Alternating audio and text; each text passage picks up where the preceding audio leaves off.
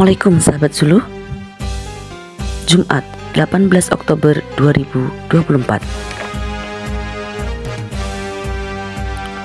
Penyuluh Agama Islam Kabupaten Aceh Timur bersama Kepala KUA instansi masing-masing melakukan pengawasan sertifikat halal tahap pertama secara serentak tanggal 18 Oktober 2024.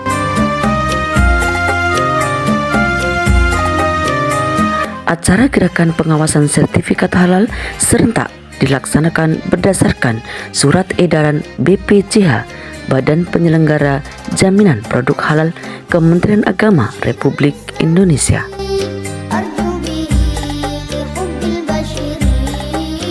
Objek pengawasan sertifikat halal di antara rumah potong atau unggas,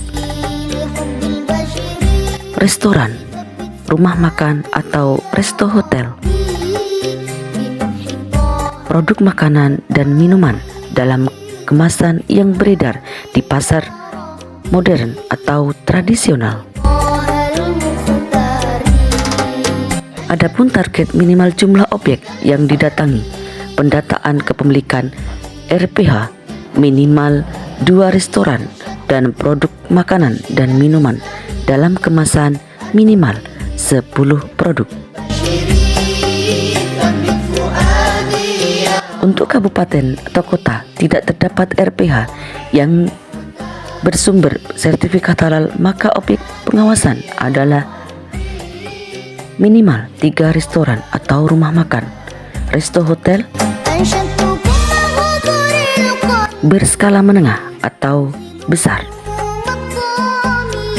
produk makanan atau minuman dalam kemasan minimal 20 produk. Dari IPARI Aceh Timur melaporkan.